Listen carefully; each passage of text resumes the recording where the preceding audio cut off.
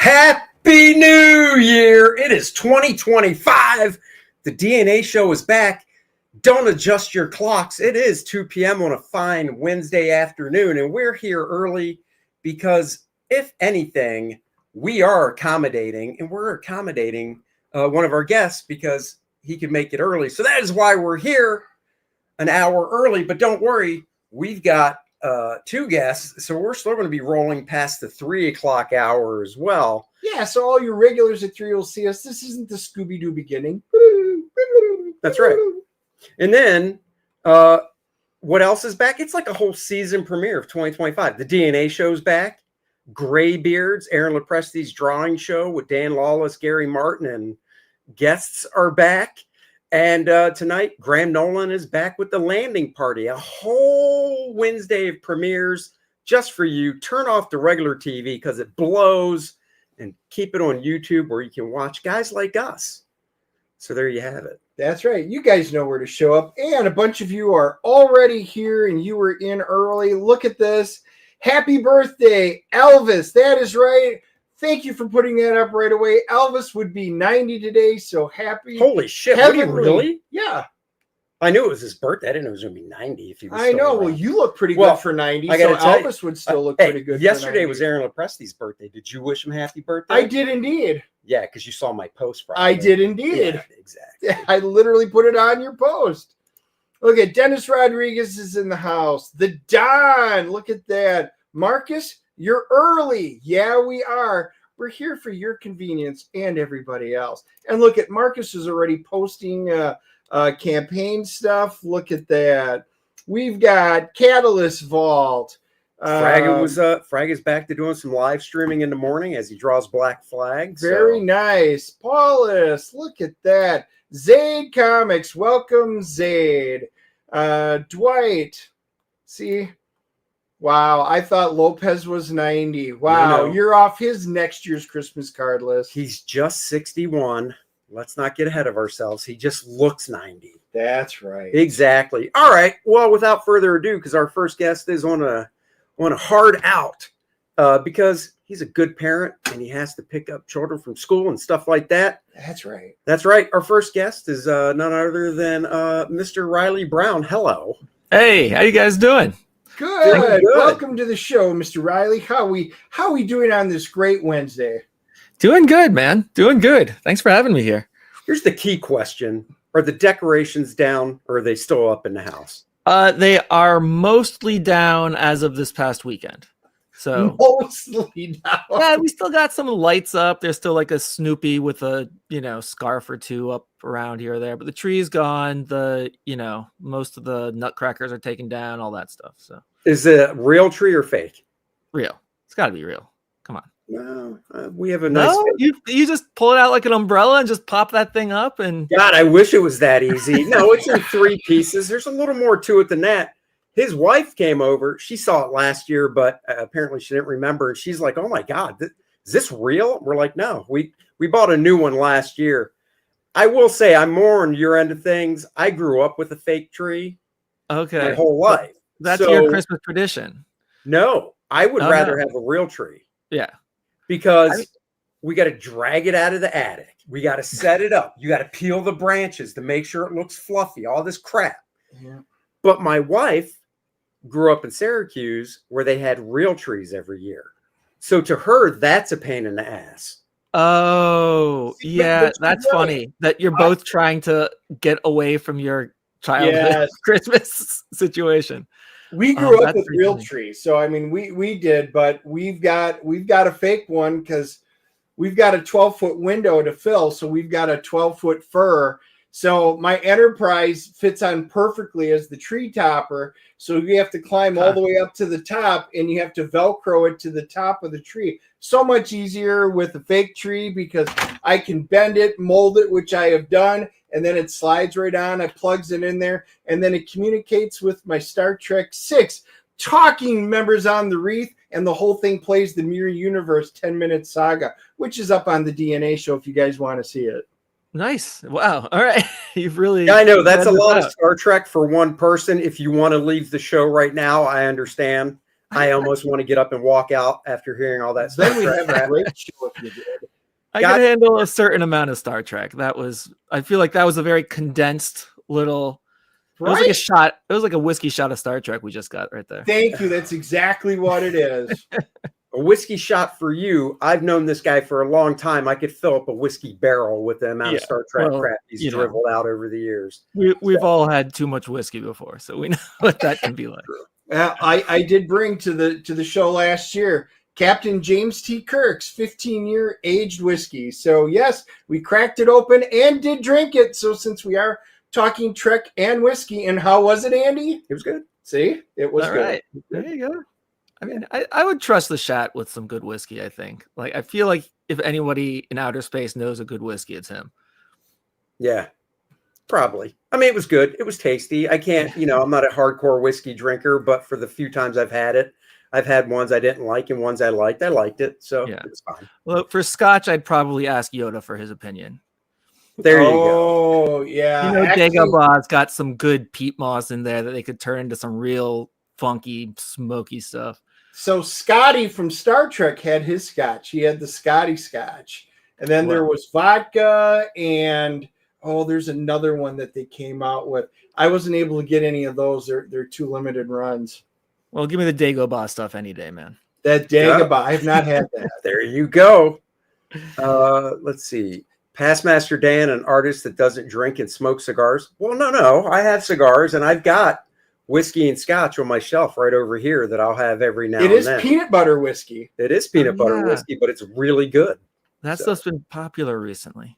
It's interesting. It's fun. You put a little chocolate liqueur in with that peanut butter whiskey, and you're getting drunk on a liquid Reese's peanut butter cup. So I mean, it turns into like a milkshake at some point, which is great.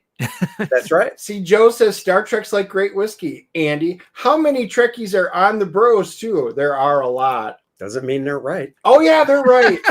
All right, yeah, your bros are. All right, well, let's dive into this. Okay, Reilly, first time on the show. First time for maybe a lot of people watching. Don't know, but we always like to start with basically like superheroes. We all have origin stories. So, what got you into comics as a kid? Do you remember the first comic you ever read or bought? And let's go from there. I do. My first comic ever was, I grew up in the 80s. And so the first comic I had were the mini comics that came with the Masters of the Universe action figures. Oh, yeah. And it's been cool because recently I was lucky enough to get a job from Mattel drawing those same mini comics that come with the current action figures. And so it's been really like a real major, taking me back to the day when I'm like looking at the old comics and like looking at this awesome Alfredo Alcala artwork that I haven't seen in like 30, 40 years or something.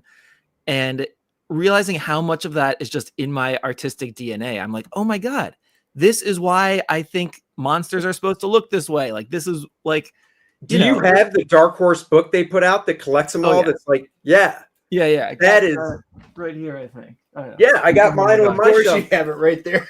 Dude, seriously, I still have like 4 or 5 of the original mini comics from He-Man as a kid. And then I was so thankful when that book came out to be able to see them all. It's so good. Well, you mentioned Alfredo Acala. What's that? You mentioned Alfredo Acala, whose stuff I love, but Mark Texeria's early work. Yep. Bruce Timm is in there. There's like Larry Houston. It was like some of his first work ever. Now he's famous for directing the X-Men animated series. But so many guys got their start. I mean, Alcala, it was towards the end of his career after he'd been drawing Conan for decades. But but it's awesome. I love that stuff. So do you have, the question is though, like, I only have one, but it's the most important, and I'm looking at it right now. I have my original 1983 first edition, if you want to call it that, He-Man figure still. I do too. It's not here. It's at my mom's place, and it's got it's like whatever random accessories he had on it, like the last time I played with him in like 1989 or whatever. I think he's got like Scareglow's cape and like Prince Adam's vest, and like it's pretty awesome. Yeah. That is so cool, and I've kept up. I've bought they did the reissue of the classic He-Man, which I bought it. And if you're not looking at them side by side, you're like, that is like the original from '83. But if you put them side by side, not quite.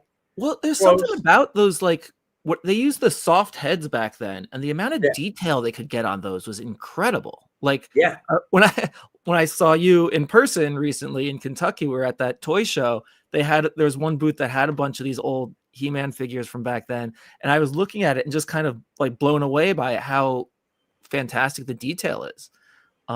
And for whatever reason, they still aren't able to make it look quite the same. But so did that lead you down the path of going, well, if they make comics this size, they must make them bigger? No, actually, it was I didn't really know much about comic books. It was pretty much that, and then like the newspaper strips. And I always wanted a Spider-Man comic, but like my parents were like, no, we're not wasting money on stuff like that. But then, my mom would say that, but then my dad, you go out with dad, he'll get you whatever you ask for if you whine enough about it. But the one time we were at a place that had comics, and I was like, oh, I'm gonna, see how much whining I can do and see if I can get a Spider-Man comic out of this. It was like in '86 or something when Spider-Man had the black costume on. I was so confused because I was like, I like Spider-Man, but this isn't Spider-Man. And I was like looking at the cover and being like, it says Spider-Man, but it's got to be some kind of weird knockoff. So I didn't get it. and I didn't, that was like my shot for, maybe another 4 or 5 years. And it wasn't until I was in middle school, a friend of mine was a big comic book fan, and he gave everyone comics as like party favors at his birthday. And that had, all your life you're growing up, people are asking you like what you want to be when you grow up. Sure. And I always said I wanted to be an artist, but in my head, I was thinking like, because I love to draw and stuff, but in my head, an artist is like painting landscapes and like boring stuff like that. I was like, that's not really what I want to do. I like want to draw like the cool stuff like I see in the cartoons, but I don't really, for some reason I didn't want to get into animation. But then my buddy gives me this comic and I'm flipping through it and I was like, oh my God, this is it. There's one artist who's drawing everything. And it's like, it blew me away. Then from that moment on, I was like, okay, this is what my job's going to be. Oh, that's cool. Yeah. I mean, I was kind of that way too. I was able to get into comics when I was like, 13, buying them and stuff. But I was the same way from the standpoint of, I liked animation and I liked watching the cartoons on TV. But even back then, once I discovered comics, I realized, well, the stuff on TV, all those artists have to stick to a style guide. Whereas in comics, everybody's stuff is different generally, and you can do whatever you want. And that's what attracted me to it more. Yeah. Well, the reason I kind of ruled out animation pretty early on was because at the end of every cartoon, there'd be all these credits. And I knew, like it took a lot of people, that everyone's working on different things and there's a lot of work to do. And I was like, with my luck, it's going to be my job to animate doors opening and closing or something really boring like that. So I was like, I'd rather not, I want to hold out for like the good jobs. Yeah. I want to draw the cool stuff, like the mutants and the robots and the, barbarians punching each other, not just the boring. Right. But now, as an artist, you have to draw all this stuff at some point. But as long as I get to draw the cool stuff every now and then, I'll put up with all the doors and architecture and whatever else. Oh yeah, of course. That's cool. Yeah. Will says, I freaking love Reilly's work. I bought the Cable Deadpool series on his art alone. Although I'm still disappointed in his Outrage comic, it was too political. Well, everybody's got a thing. I wish he would do the Street Fighter comic. His style fits Capcom. You really, that's actually would be really cool. I do love the Capcom stuff. Street Fighter is one of my favorite things. Like if you see over my shoulder in the background, there's a X-Men vs. Street Fighter arcade game. Oh yeah, I great love game. Street Fighter. So hey, man, tell Capcom, game, right? What's that? You play Street Fighter too? Oh yeah, man. Yeah. Favorite character? Ken. Okay. Yeah. Chun-Li. I could never lose with Chun-Li. My son was great with Blanca, and he could beat everybody except when he got to his old man. He would try and shock me, and I could get him every single time. Yeah, they're all awesome. I remember being like in high school, me and my friends would play all the time, and I got to the point where like I couldn't use my best characters because I would win too quickly, so I had to like rotate through to the point where I was pretty much good at everybody. But but I mean, they're all great characters. It's an awesome. You said Ken. Yeah. Is he the blonde hair guy? Yeah. With the red bandana and like. No, he doesn't have a red band. Ryu has the red bandana. Ken and Ryu are pretty much the same. Like their moves are all the same. He's the American Hollywood dude.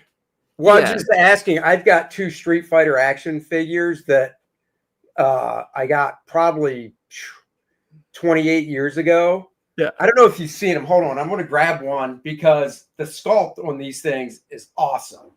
Okay. Is this going to be like the G.I. Joe Street Fighter guy? I don't know, because I haven't even seen him.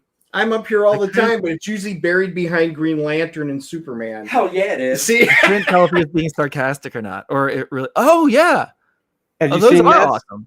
Yeah. Huh? That's Alex.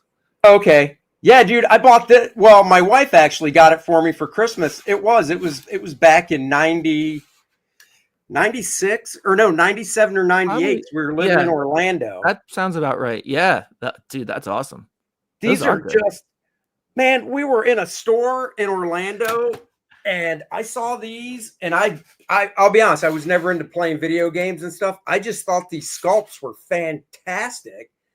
And so I've had them ever since. I've only seen them at one other store recently, and they're still on the card and not opened and stuff. And they're like $80 each. I'm like, holy crap! Right? Yeah. I mean, they're those are small, and those were hard to find. They weren't. Street Fighter never really took off as an action figure thing, but the diehards love it so much that they've been able to get away with some high end figures till recently. Yeah, I like. Do you buy any? Do you get any of the Street Fighter stuff that Udon puts out? Sometimes. Yeah, same here. I get them once in a while. Do you know who? It depends do you know who Alvin Lee is? Alvin Lee is awesome. Omar Dogan is awesome. Yeah, like some of those guys are just like unstoppable. Yeah, Alvin did a few things for Marvel with you know the Hulk and Spider-Man and stuff, and like the kid type books. Yep. I'm just like, oh my God, I would love to see this on a monthly basis. Yeah, I mean, he's awesome. But yeah, dude, hey, listen, write to Capcom or Udon or whoever, tell them to give me a call. I've done a couple of covers here and there that have included Street Fighter characters when I can, but it's only been a few times. And those are some of the things I get the most excited about because it's like, you know, like you're working on Marvel and DC stuff. So it's like superheroes. It's kind of like, a lot of those guys are cool. I've already drawn them though. Or I sort of like, I expect to draw them at some point. But then when the Street Fighter characters come around, that always blows me away. Cause it's like, it's not even on my radar. It's kind of like, whoa, I can draw Street Fighter guys. That's awesome. So that's cool. I always love those. Very cool. How, getting back to your career and stuff. So, you graduate high school and stuff. What happened after that? Did you go to college, art school? What was the deal? Yep. I went to, I studied illustration at Virginia Commonwealth University in Richmond, Virginia. Oh, okay, cool. And while there, like, I met up with the other comic book guys and we all did like a self-published anthology at some point. And that's where, like that was great because it's like we were just talking comics all the time and learning about the stuff they liked. And my buddy was like an English major, so he was really getting into like like the nerdy literature side of it. And I was like, we're really we'd talk all night about comics and how to like what our favorite comics are, and we'd argue about which one was better and stuff like that. And I feel like it was such a great education just outside of the classes, just hanging out with these other comic guys, like figuring out how it all worked and what makes a good story and stuff. And then after college, I waited tables for a year, stayed home, waiting tables to save up money. And then I was like, I got to give this art thing a shot. And so I moved up to New Jersey, where my uncle lived in Montclair, New Jersey, which is right outside New York City, because there's no Oh, okay. publishing in Virginia, right? And Yeah. I was like, I gotta, the internet was still a relatively, the internet wasn't new, but like social media and stuff was. So I Yeah. still felt like I had to be where the action was. So I was Sure. like, I got to get up to where New York City is. That's where the publishers are. So I called up my Uncle Todd and said, "Hey, Uncle Todd, I'm coming up. I'm gonna, crash on your couch for a few months if you don't mind." And he's like, "Okay, cool." And the plan was to be there for about 6 months. And in that time, I would just went to a bunch of comic conventions. Me and my buddies, like early internet days on like Pencil Jack and stuff, where I was meeting people. Yeah. I met these guys, and we formed 10 Ton Studios, which was just kind of like a bunch of other artists. We were all kind of in the same place in our career, and we'd go to conventions together. And so I was living on my uncle's pullout couch for, I was going to be there for 6 months. So I moved in January, and it was June. I was like, "Oh shit, man, I better get a gig in the next month or so, or I'm gonna have to have a talk with Uncle Todd about I don't know what I'm gonna do."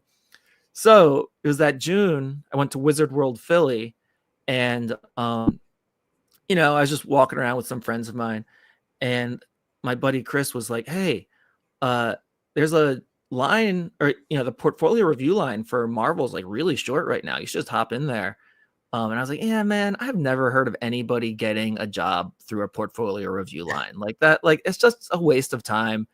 You got to like meet the editors at the bar or something afterwards to really talk to them." And he's like, "Yeah, but the line's really short, and you might get you can get the editor's business card and email them later or something." I was like, "That's true. Nothing can't hurt anything to do it." So I got my portfolio, stood in line, and I was like the last one in line. I was talking to the guy in front of me, and he was like, he was just talking such a big game. He's like, "Oh yeah, I've kind of been out of comics for a little while, but like I graduated from the Kubert School years ago, and like I've been a professional artist here and there doing all this stuff." And I was just like, "Man, this guy sounds awesome." Then we start flipping through each other's portfolios, and I saw his work and was like, it was not up to snuff, let's say. Oh, wow. And I was just like, this is me, like that. Like, I can't see how bad I am, because I'm trying my best, and I look at my artwork and it's the best I can do. Sure. And just like this guy is. So like, I have no idea if I'm good or bad. I'm sure this guy's got all this training. There's no way I'm as good as he is. And I don't think his stuff is very good.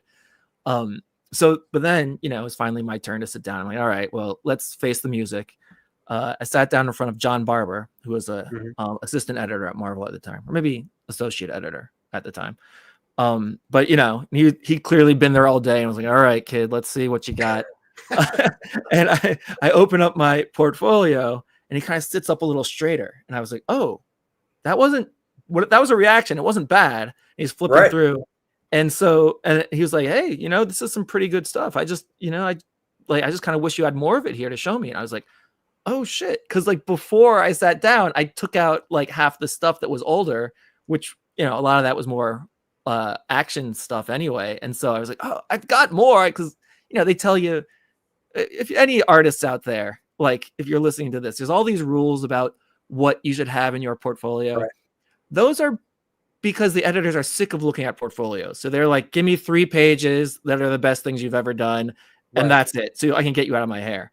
So I thought those recommendations were all in earnest. So I had maybe 5 or 10 pages or something. And it was probably like 10 or 12 pages. And he was like, "Oh, I just wish there was more here." I was like, "What? You guys are always saying fewer." "Oh, okay. That's great."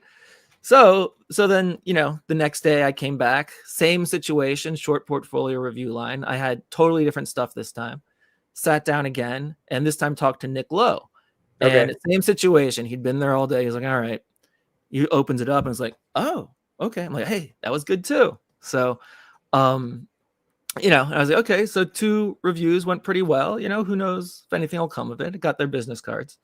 And then at the bar, later on, I saw them both sitting next to each other, and I was like, all right, dude, like I've got to go say hi or something. Like, I don't want to be that like nerd, wannabe comic artist who's like bugging the editors for a job. I'm like, but this is like, they're talking to each other. Like, this is the one chance to like really say something. So I walk up and they're like, Reilly, we were just talking about you. I was like, yes, that was a good sign. They weren't like, who are you again? Oh yeah. So anyway, then, it was a week later. That, they were just like, hey, send us new samples as you do them. Keep in touch. You got our emails. I was like, okay, cool. Like that, that went pretty well. And then a week later, I was still thinking like, okay, like I got to figure out what I'm doing with Uncle Todd now. Like, is he going to throw me out? Am I going to be able to pay rent or whatever? And I'm walking the neighbor's dog, and I've got like a bag of poop in one hand and the dog leash in the other. And my phone rings, and it's like, what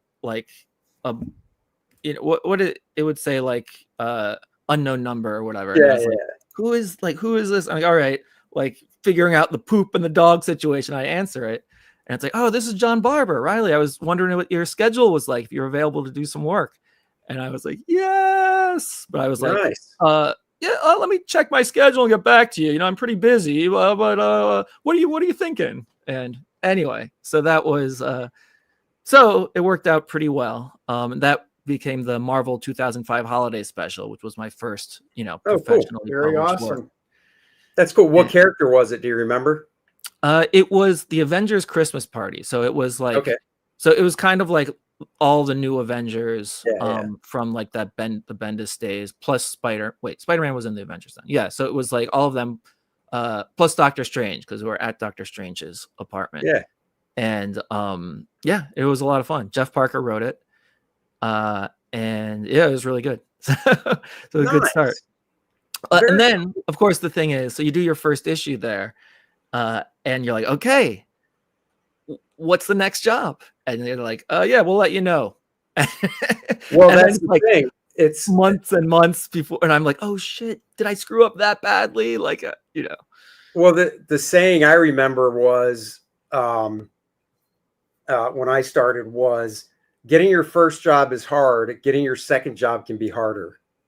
Yeah. Well, it wasn't that bad. I don't know, because I was up there in, I was just outside in New York City. Sure. I was like, made it a point to go in every month or so just to say hi, show them what I've been doing. Because I was like, instead of just which I emailed them as well, but instead of just that, I want to like go in, put in some FaceTime. Oh yeah. And you get to meet everybody, and then it wasn't that long before Nicole Boos reached out and was like, hey, we've got some fill-in issues for Cable and Deadpool. Would you be available to do those? So I was like, hell yeah. So I started that, and it pretty quickly turned into me taking over the whole book. Cool. So then I was on that for like 2 years, which I didn't appreciate at the time how rare it was to get like a regular gig like that. Yeah. So that, worked out pretty well. And then I've been working steadily in comics ever since then. Nice. Yeah, that's a great run too. That's a great run. Yeah. Yeah. They were asking, do you ever do you go to Buffalo for shows or anything, or like where do you usually, hit up on your conventions? I mostly, I would certainly, I've never been to Buffalo. I'd definitely be up for it. I mostly am in the New Jersey area because that's just where I live. So, New Jersey, New York, Philadelphia sometimes. And then I go to San Diego Comic-Con every year. And I frequently go to Baltimore Comic-Con. I won't be there this year, unfortunately, because I love that show. And then my convention rep, he's been Jim McLaughlin. From the Hero Initiative. He's been repping me to conventions, and he's been getting me into places like all over the place. Like I was just in Hawaii a few months ago, which was awesome. Nice. And then, that's cool. I met you guys in Kentucky. Yep. Yeah, they were just asking in the chat, how we got you on, and I'm like, well, he was actually our neighbor in Kentucky. We had Reilly on one side, and we had John Beatty on the other side, and it was it was our first time at that show. We had a lot of fun, met a whole lot of new vendors, dealers, and some great customers up there. So yeah, we just got talking, and we were talking about the particular project that you're working on, and we should probably delve into it while we got time. Well, tell us a little bit about what got you into this and who your partner in crime is on this one. Yeah, let's share it and talk about it while we got you. So my the current project I'm working on a few projects right now, and but we want to talk about this one. But we're talking about Thunder Guardian. Yeah, Thunder Guardian. It's a crowdfunding thing I'm doing right now, but I've been working on it for a while with Will Brown, who is in fact my son. He's currently in 3rd grade, and back when he was in like kindergarten and 1st grade, he kept coming home with all these drawings of little like monsters and superheroes and stuff, and I'd ask him who they were, and he would tell me these crazy stories, and like he'd come up with these characters that like just had crazy powers and fun adventures, and I was like, dude, this is better than any script I'm getting from Marvel or DC. I want to read this. And it's just been a lot of fun. At first I started off just like kind of drawing my version of his characters, which was just like a fun thing to do. And you can see some of that right here, actually. You see, he drew him, then I was kind of like took his cues to kind of turn them into, like my own version of the characters. And then at a convention, I met these guys that were putting together a newspaper called A Kid and a Comic, which is a newspaper that's all comics pages. And there's a bunch of other awesome artists on there. And I was like, hey, actually, I've got an idea for a strip that I'd love to do where my son writes it and, he designs all the characters and stuff, and I draw it. And it's kind of just exploring the imagination of like, oh, there he is right there. Cool. An imagination of like, a grade school kid, and just the weird ways they think about stuff. And so they were into it, and I've been doing a strip for them for the past like maybe 2 years now, I think. Nice. And yeah, so I was talking to Zoop, and they want to put out a collection of what we've done. Mm-hmm. So that's what this is going to be. So we've got the Thunder Guardian Zoop campaign here. And how many pages will it be when it's all set? I'm not entirely sure yet. We've got to figure that. We've got to work out some of the details, but it'll be probably between 30 and 40 pages, maybe between 30 and 45 pages, I think. Sure. And because it's got like, the newspaper only comes out once every other month, so we've only got so many strips. So that'll be about half the book, and then the other half will be some new material, like all new comic strips that I'm doing. I want to try to talk Will into drawing a story that I write, which would be a fun switch. And then Will's sister has a character, Pink Baby, that I was like, okay, that might be fun to do a Pink Baby Thunder Guardian crossover.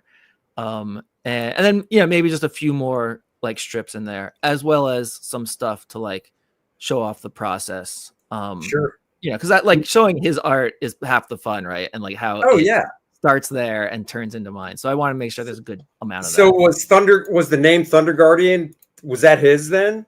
Yeah. When he told me, like, because I'd ask him who the characters were, and a lot of them have like really, goofy names, like Boxorp or whatever, and they're fun, and I love those. But when he said Thunder Guardian, like something just hit me, and I was like, that's a real name, like that's something that you can do something with.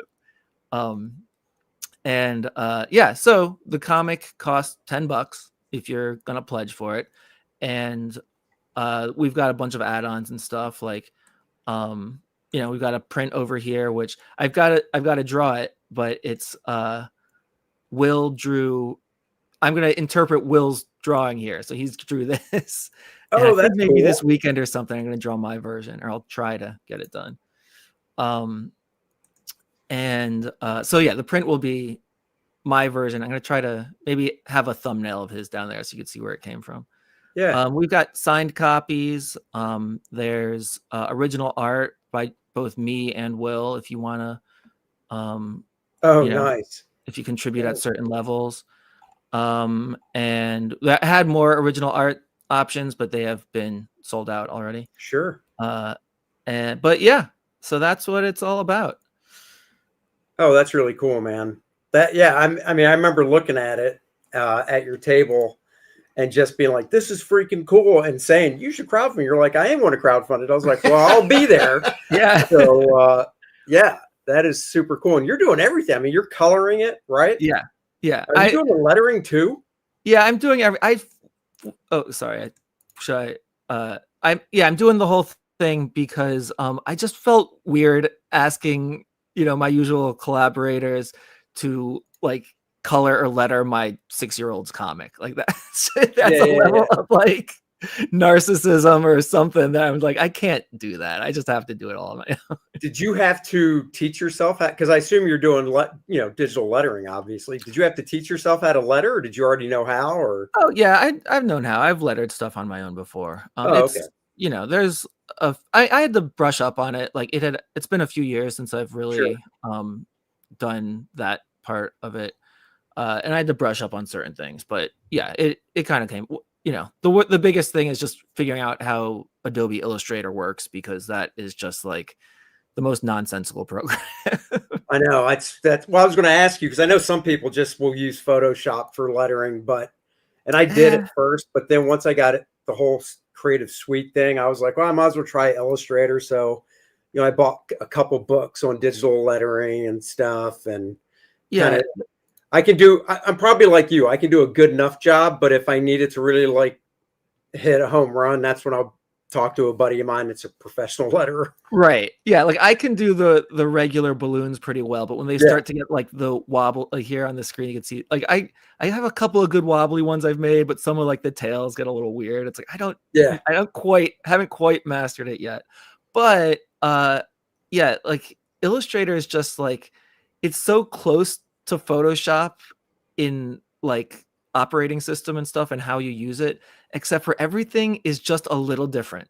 So it's like the hotkeys don't quite do what you want them to do, and like the things aren't in the right menu that you'd expect them to be, and it's just like really kind of annoying. No, I know what you mean. I mean, I think the only thing I use Illustrator for is lettering. That is it.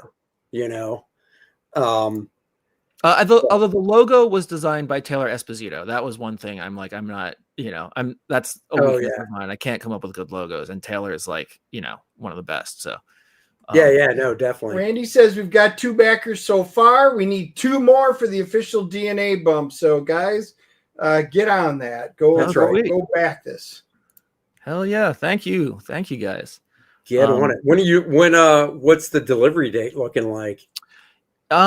Sometime this spring or summer, because my whole family's coming out to San Diego Comic-Con this year, and so I really want to have it done by then, so that I could sit there with Will and sign it at the table and everything, and I think that'll be awesome. So wait, now how old is Will now? He's 8 years old now. He's in 3rd grade. So he knows how to write, so he can sign his name. Okay, just making sure. Yeah. So you're going to eventually have. We've got a couple people in the chat saying that they don't use Zoop, but they will wait till it hits a web store. Assuming once you're done fulfilling, it's going to be available on your different platforms. I don't really have a retail platform, so but whatever, hit me up. I guess I could mail it to you or something, or if you see me at a convention, I'll definitely have them there. Although like Zoop makes it easier for me. So. I mean, for people that say they don't use it, I've used it. I mean, if there's something on one of the crowdfunding sites I like, I back it. Same here. Fund My Comic, Zoop, Indiegogo, whatever, I back it. Kickstarter. So, they all work pretty close to the same. One of the guys said he's from Canada, so he had to do the digital tier because, well, they're still having all the Canadian post office issues and stuff. Really? So they're glad you offer a digital version for the foreigners. Yeah. Okay. Yeah. I was totally unaware of that. So. Oh yeah, the post as far as I know, the post office is still not shooting stuff to Canada from here. because of their side, not our side. Yeah, it's there was some strike thing going on. Maybe I did hear about that. Yeah. Well, so anyway, and it's expensive. Oh, Randy, there's our resident expert says the Canadian Post Office is okay. Still expensive, but it's still okay. So it is back up and running. So that is good news. Well, and I expect it'll be, we're not mailing them out tomorrow. It's going to be like, I've still got a significant amount of work to do on this. So it's going to be like around, maybe June or July for delivery date. Sure. No, hopefully cool, Canada has their postal situation figured out by then. That is cool, man. Well, like I told you, I thought it looked great. So yeah, I thought it was a cool, fun idea project you get to work with your family on. I mean, it hit all the right buttons, and we were glad it was still up because we were trying to find a time to get you on to talk about this because it's just such a fun project. Yeah. Well, and one of the things that's so fun about it is like when you work with somebody who only has 6 to 8 years of experience on the planet, like their ideas of how the world works is so bonkers that like it's just awesome. Like there's so many things in there that it's like, okay, like sure, that's how outer space works. The basic. Oh, go ahead. Well, I was just going to say you were literally kind of working. Correct me if I'm wrong, but kind of like the old Stan Lee method in the 60s where you're just talking the idea, then you sit down and have to actually break it up into panels and draw. Because I don't imagine he's sitting there going, hold on, Dad, I'm typing up a full script. Give me a second. Panel one. I do have to do a bit of, take some editorial liberties here and there because he'll tell me a story and then I'll be like, okay, wait, you've got to tell. He'll like drop in like a crazy thing. I'm like, wait, you've got to tell me more about that guy. And then he'll go off on a whole thing that like contradicts the first story in a way that, sometimes that's fine, but sometimes it's like, wait, these are mutually exclusive right now. Right. Yeah. And Brian's asking in the chat, is the digital a vertical scroll or is horizontal flip format? Oh, okay. So the digital one, it'll be, I imagine it's just going to be a PDF of the printed thing. It'll probably be more or less the same file we send. So it'll be just set up whatever your reader is. Either way. Yeah, that's cool. Sweet. But it is like, you've seen the comic strip. So the book is going to be formatted horizontally to like accommodate like newspaper strip sized things. So, if that is a factor. No, that's cool. I get it. It's basically like a PDF. You scroll it just like you scroll on the screen right here. Yeah. So that's cool. But here's the question: since it is going to be set up that way, are you stapling? Do you even know is it going to staple on the top so it flips up, or are you able to staple on the side? It'll staple on the side. Oh, nice. Okay. God, I love that. That is such a cool look being in the letterbox, format for the whole book. Yeah, and it's fun. It'll be like any, like if you were to get a collection of Flash Gordon or something like that, and it like opens up like long ways. Dude, that's so cool. Well, guys, go check this out and give it a back. It's fun. I was going to say in the link for those of you watching it on YouTube, I have it directly in the description. If you're watching this on Rumble, also in the description, in their description box. And if you're watching this on X, which a lot of you are right now, our wonderful mods have all the links and they're posted as replies right into it. So guys, no matter what format, you have the access to Reilly's campaign here. So go back give it a shout. And if you are from Canada or Ireland or Australia, he does have a digital version to make it real easy for you. That's right. Take it anywhere. So there you go. Well, very cool, man. Yeah. I'm going to drop that down. Might as well let you, because I know you got to run soon, but our other guest, Vaughn Coleman, is going on. Vaughn, Reilly, I assume you don't know each other. No, I don't think so, but are you on the guest? You're on the guest list for Garden State Winterfest, right? Yes, I'll be All right, there. then I'll see you there. All right. Oh, cool. I'm on there. I'm going there too. Are you a New Jersey guy also? Yep. Oh, cool. All right. Well, God, look at that. Dennis, we made a connection. Look at that. This is like 7 degrees of Kevin Bacon, and he's not going to be there as far as I know. That's right. Kevin? Yeah, he might be out of I don't know. It's a 7 degrees of DNA show. That's right. There we go. That's There right. we go. Well, cool, man. Well, look, I know, I mean, you can take off whenever. I know you've got to run at 3, but if you want to hang out and stuff for 10 more minutes, it's up to you. I'll hang out for a couple more minutes and then go on. Yeah, well, man, we're glad you were able to join us. We were able to get you on while it was still live and everything like that. So, well, maybe we will see you up at Garden State. Yeah, that'd be awesome. Vaughn, what have you been at Garden State before? Many times, but first time going as a creator. I finally got my book printed, so, cool. Yeah.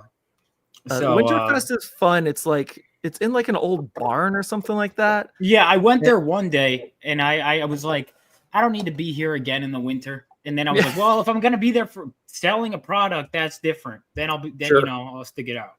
Yeah. Their summer show is like on the ice rink.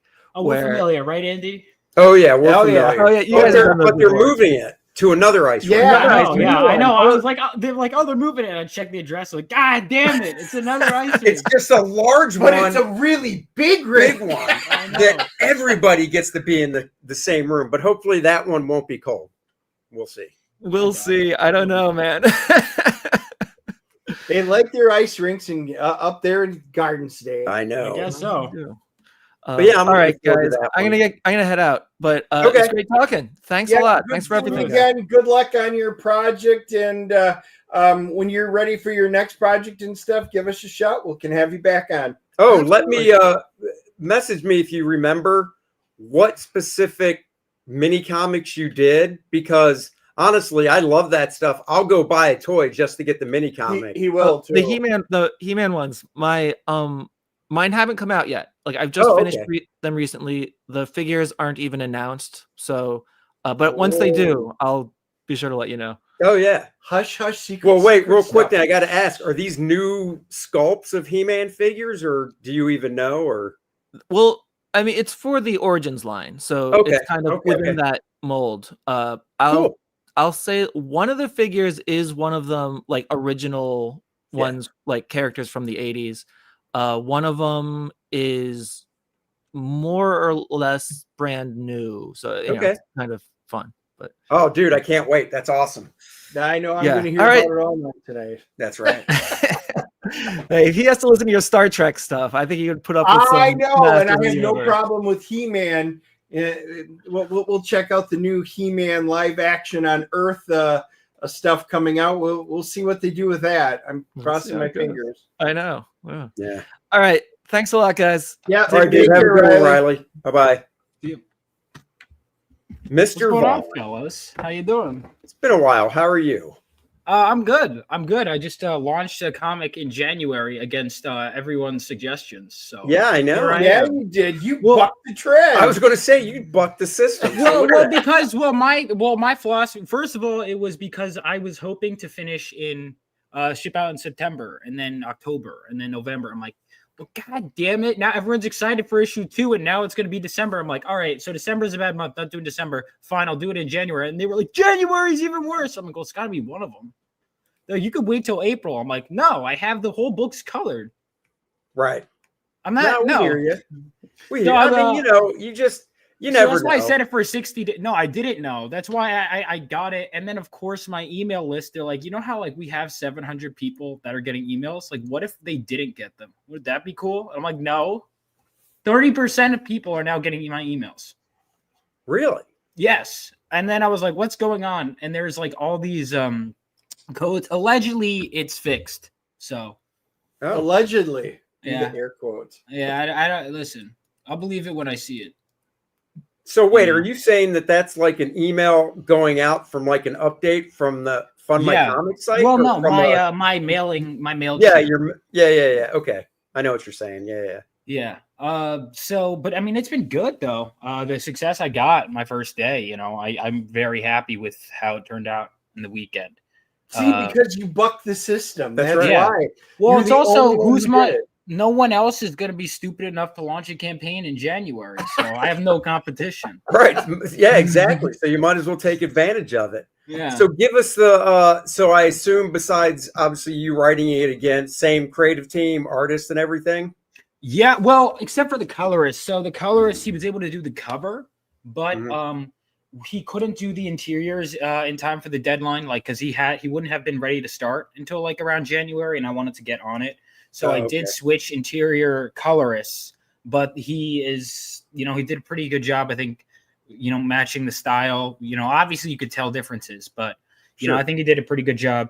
But otherwise, same exact interior team, and same letterer, same artist. And so that's been something great. What else is it's gonna be going on Indiegogo soon as well as Kickstarter. So I wanted to fund it on Fund My Comic, and then if there's anyone that's like I know there's still some people that prefer Indiegogo, so I do already have the sign up for that in case, but I won't launch it until after it funds on Fund My Comic, which we're 20% away from. Do you want to I know this is all stuff we usually talk to off air before the show. Do you want to share your screen? So God. Yeah, no, I'm kidding. Yeah, I got it. Well, it's easier because as you're part way, then you can scroll through it at your convenience. Yeah. Yes. Hit the high point. I know I reached out to you after the first one. I really enjoyed your first one. So for those of you that don't know Vaughn's first book, I'm sure he's going to have a Get It All tier, because that was a really great story. Thank you. It had heart, and that's one thing that I think is missing in so many of today's big 2, big 3 comics. Is it just doesn't have heart. Vaughn's comic had a lot of heart. Loved it. So looking forward to the second one. Yeah, I agree. Thank you. I put my heart and soul in it. Obviously, it has to come across. That's key. I could say this is my dream all I want, but if you have no idea like, that's the saddest feeling, is when someone goes, "This is my dream," and then you're like, I don't know what's happening. So that was a clear thing. I'd always ask people for feedback on, like, do you know what's going on in this? Is this making sense? That was key. So thank you. No, I'm glad you enjoyed it. That means a lot. So that was your obviously you're a young guy. That was your very first foray into writing and basically being a publisher, having to handle all this stuff. Oh God, I didn't realize how much it was. What would you? What would you say you've like learned or realized? I'm not going to make that mistake again on this second go around. Anything pop out to you? One thing I remember you told me when we were at Heroes Con is I remember you were like, yeah, well, people start losing their money for the first couple of years of business. I'm like, what? And then I was like doing the math myself, and I was like, oh my God, this is bad. But I'm grateful for the success, but I was like, let me put it, if you guys think like, oh, I'll make a comic, I'll go ahead and just make money right out the gate, especially if you're not an established name, like, be here because you love comics, and then maybe eventually you'll make money.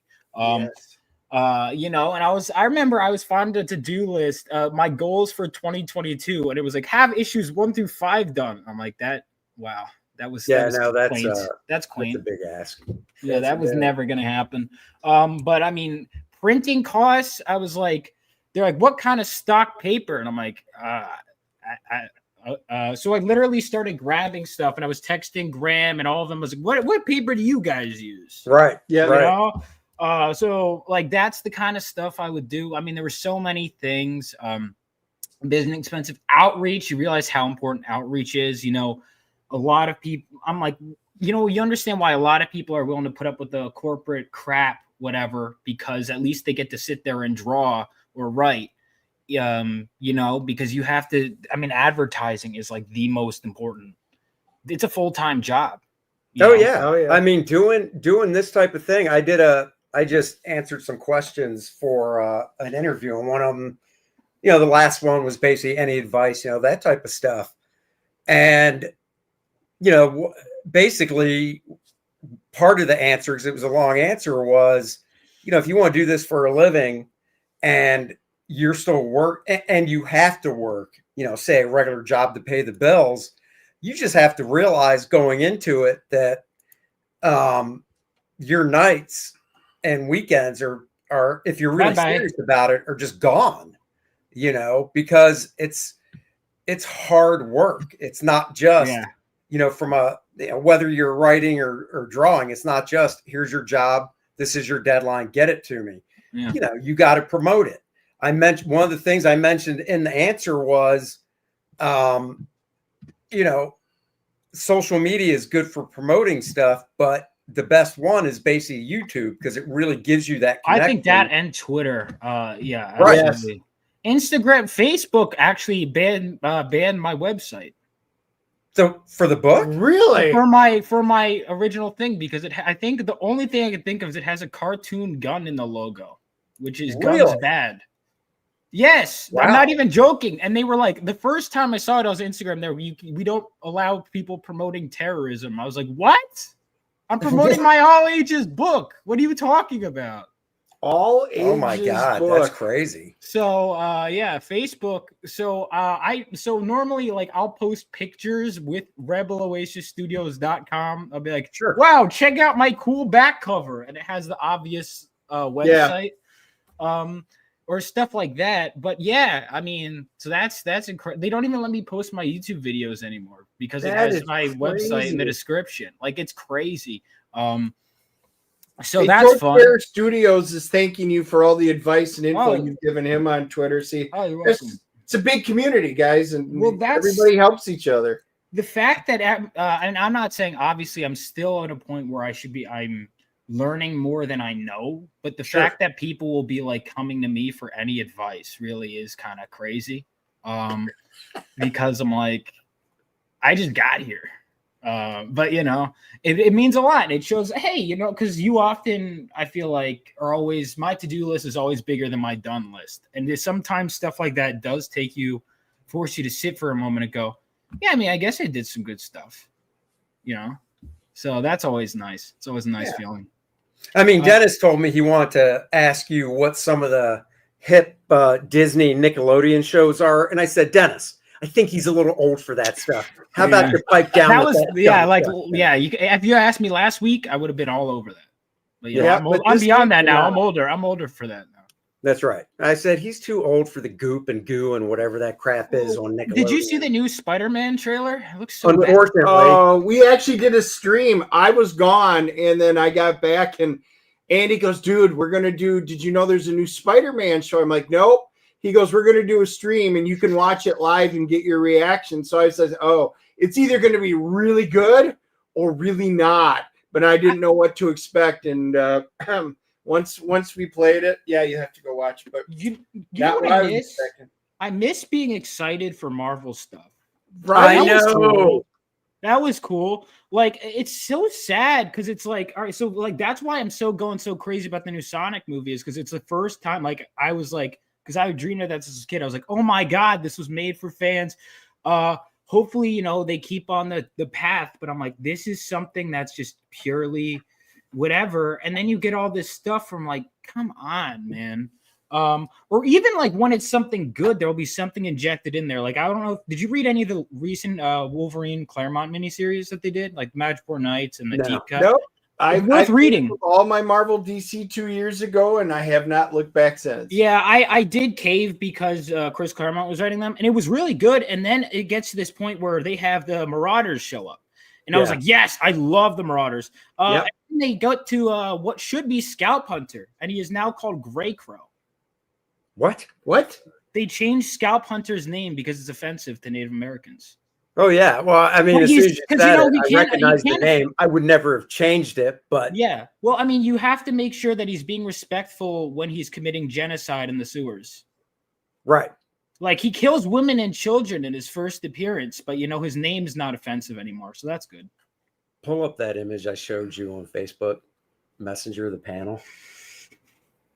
Panel of what? Go to your Facebook Messenger, the panel I sent you with Harlequin. Oh, Pull that up and share it. Oh, go. Yeah. Oh, wait. Are you talking about the systematic racism one? Is that it? Yeah. Yeah, riveting. That is hilarious. Well, I actually, was it last week it came out? Yeah, I think it was last week. And I got it more for the Will Spertasio cover, but they put out a new, Sam Wilson Captain America book, because obviously the movie and whatever. And the cover I bought, Whilce Portacio did it. I like Whilce's stuff, and he homaged the cover back from the 80s, early 90s, whatever. Point is, this one. It's hard for me to read. What's it say? Oh, see, you can shoot. So I don't know who the black dude is, but he's talking to Harley, and he goes, see, you can shoot Joker in the face, but it's much harder to shoot issues like homophobia or systemic racism. I don't like that he's mansplaining to her. And it's like, dude, she should have a balloon that says, yo, I don't need no mansplaining. But it's like, that'd be so funny. Like, you get two characters and they're like competing for who's more woke. I don't know. Like, I'm assuming Harley Quinn, it's a DC comic. I'm assuming a 13-year-old could read it, right? It's not like a mature book or something. It's not like Harley used to be. But the point is, if I gave that to a 13-year-old or 12-year-old or something that was like, I really want to, I like Harley Quinn, whatever, they'd probably get to that point and be like, what? I don't know, because they're so impressionable. So you say that, but it's like 13-year-olds, I think that's kind of their part of what they're doing, to be honest. I think 13-year-olds are impressionable. I do remember earlier on, kind of when they were starting this stuff, going like, I'd be like, oh, these comic women are hot. I was in middle school, and then they'd basically tell me that's bad to like hot women in comics, and I was like, oh. Yeah, but see, now that goes back. The people that would come up to you at shows and be like, to artists at least, and be like, oh, why? Because this goes back to the 90s. Really? It's that bad? Oh, yeah. They would come up, and women would come up and be like, why do you always have to draw the women so buxom and curvy and blah, blah, blah? And I'd have one, it wasn't an answer, it was a question back. I'd go, for the same I guess it was an answer. For the same reason I draw the superhero men really buff and idealized as well. The difference is I've never had a dude come up to me and go, why do you draw the men so perfect and everything? That's not how they are in real life. Where are my 5'9" kings at? Yeah. So it's like, it's just dumb thinking. It's like, so wait, you don't have an issue with me drawing the dudes totally model looking, beefcake, whatever you want to call it, but you have an issue with the women being drawn that way. Well, the argument is that it's all a male fantasy specifically. I know. But I wish I know the arguments, but because I remember when I was at college, I would like study that. I'm like, oh, so that's because I would just listen to the circles. But anyway, back to comics that are actually good, or at least I'm trying. Hey, Entbans, I'll tell you what I'm not reading. Kor-Drath 2. I'm waiting. Yeah. Whoa. Ships in March, January 8th. We'll give an update on that towards the end of the stream. So just wait there. You'll see where we're at. Yeah. Good stuff. Exactly. No, what I was going to say about the Falcon book is it starts off strong. It starts off, you've got these bad guys, and then the Falcon has to swoop in, save the day. I'm like, all right, nice. Starting off, first few pages, action, whatever. And then he goes to this, I don't know, he goes to see, did you ever read the book by Kyle Baker called The Truth about the first Captain America, where they experimented before Steve This is Rogers where they said there was a black guy. It was a retcon, right? Right. So they pulled him into, because I thought that was like an Elseworlds type thing, but it doesn't matter. He's in the MC, he's in the main Marvel stuff now, and Sam's going to visit him, and then like his niece is there, and then it's like a whole gathering of like, there's even a splash page they did of basically a cadre of like, these are all the black Marvel superheroes right now, why they're all in one spot, whatever. But then they just started going into the whole thing about how the federal government screwed over the black farmers.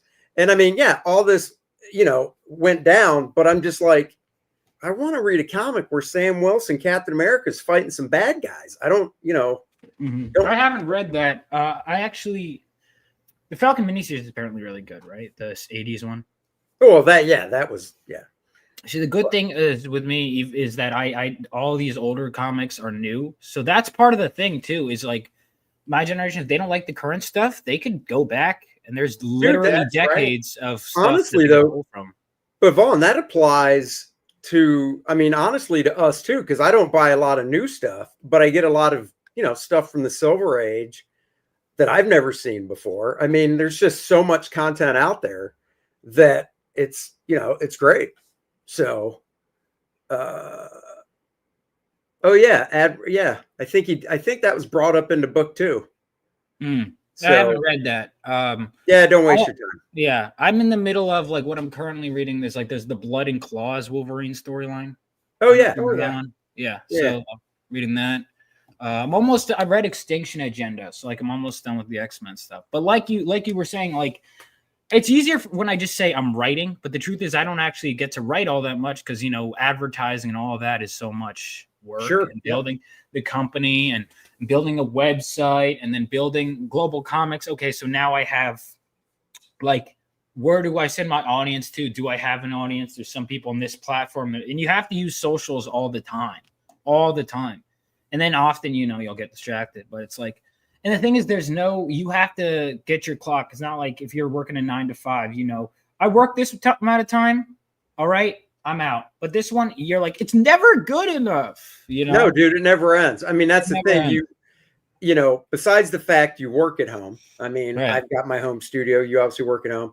So it's not like you leave the office. You never leave it. And that's what most people that have the regular job, it's like my wife. She doesn't really understand it. She doesn't come home at, you know, 6 o'clock and think about her job until, you know, the next morning. That's all I think about too. Like, my friends are like, bro, do you want to hang out ever? Like, you never leave your house. I'm like, yeah, I'll get around to it. You're like, shut up, dude. I'm what are you, 24? How old are you now? 25. 25. You're like, New Year's this year. They're like, Vaughn, leave me alone. I'm a quarter century incel. Oh God. Oh, please. I hope not. I hope not.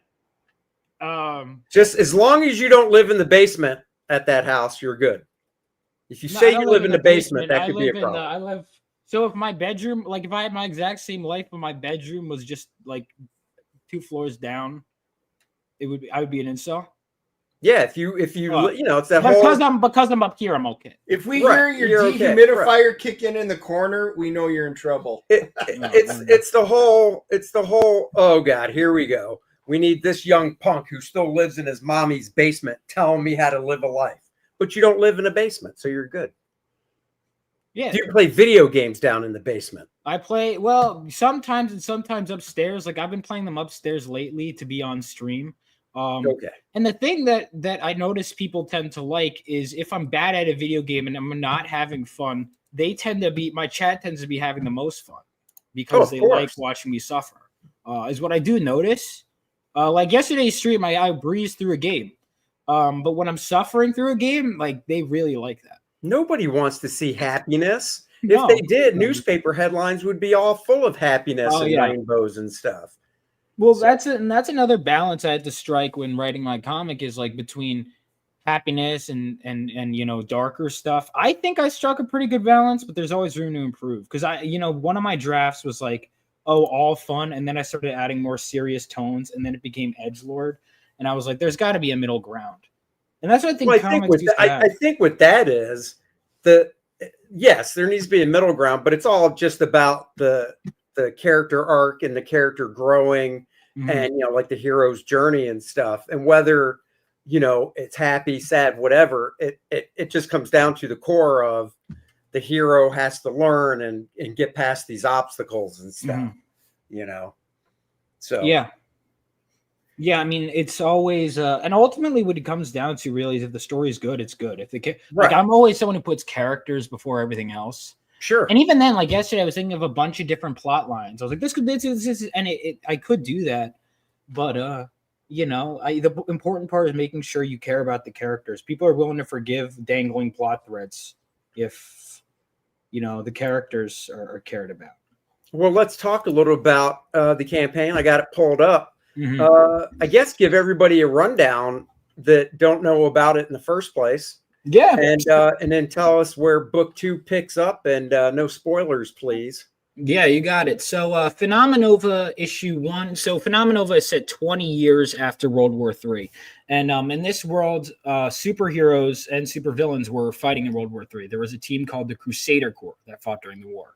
Now, 20 years later, we have the son of a war hero who is struck by lightning while holding a mysterious crystal, and he finds himself awakening with lightning powers and lightning speed. He decides that he wants to be just like the heroes that fought during the war. And wouldn't you know it, there's a nuclear reactor heist on the TV. I should go and stop it. And of course, you know, that's not great. And then he's going to get his ass handed to him by one of the veteran heroes who fought during the war. And it's like, this is not how you be a hero. And so issue 2 is kind of him.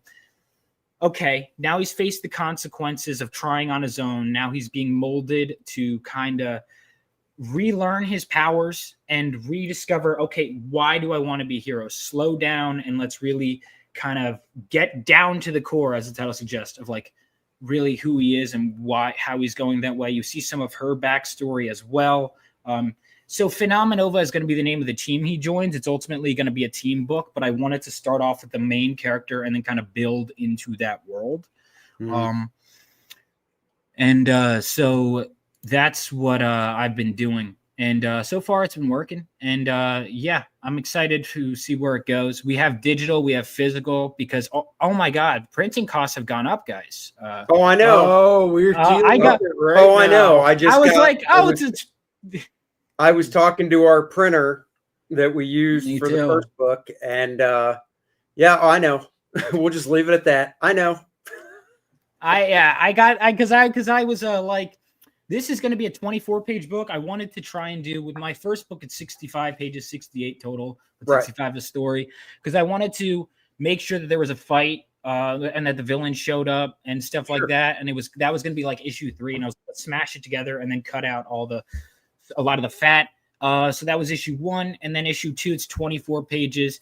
Issue 3 is going to be like whenever I get to it, depending on how well this does, will be like 40 pages, I'm thinking, because you finally introduced Phenomenova and Phenomenova, right? You know, and a bunch of villains. But like normally the default is going to be 24 pages. So this is their first 24-page issue.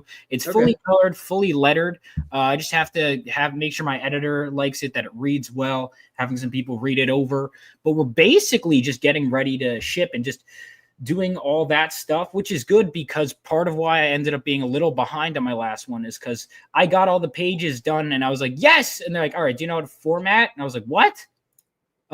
So I had all these things that I didn't know about. Wait, did you do that yourself? You didn't hire that out? No, I hired that out because someone was explaining it to me. I was like, I'm just gonna pay someone to do this, honestly. Yeah, no, there are things.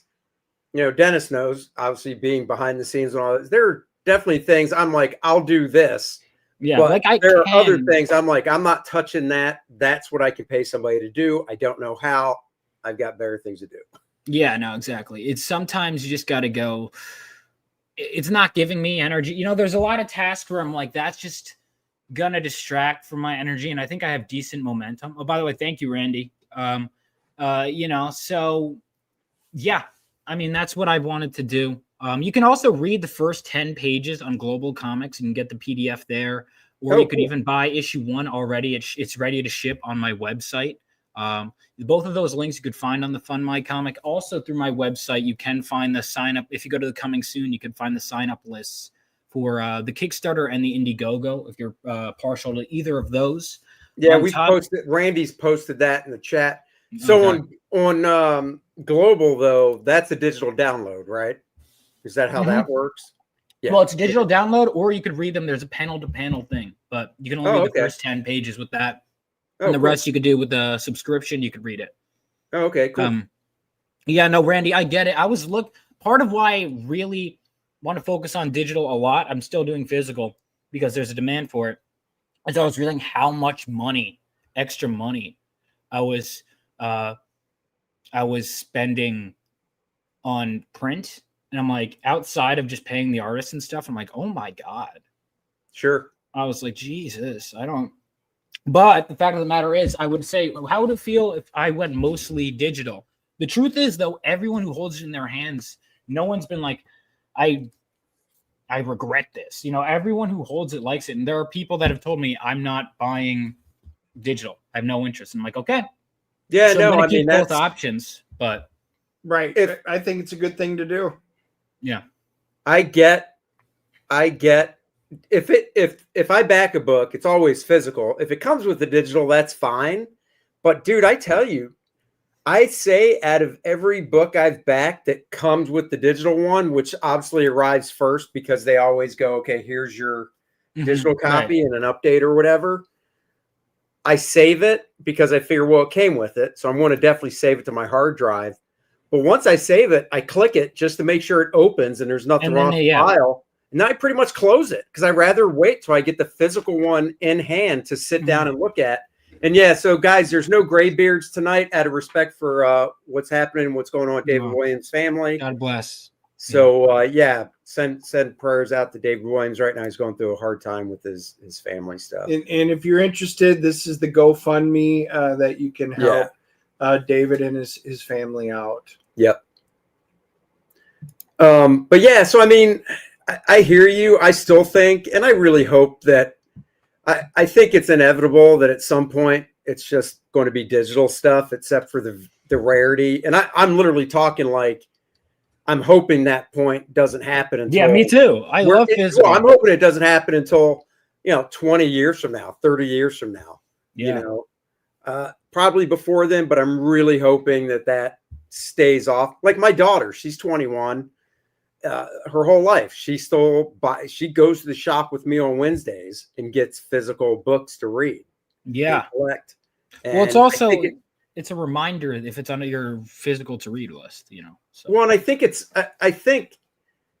it's really comes down to your generation in a way, in regards to, you're 25. Hopefully at some point you'll meet the right woman, get married, or guy, whatever. No judgment. Thank here. you, Andy. And then you have a kid, and then in all seriousness, it's really up to you to go paper, read it this way.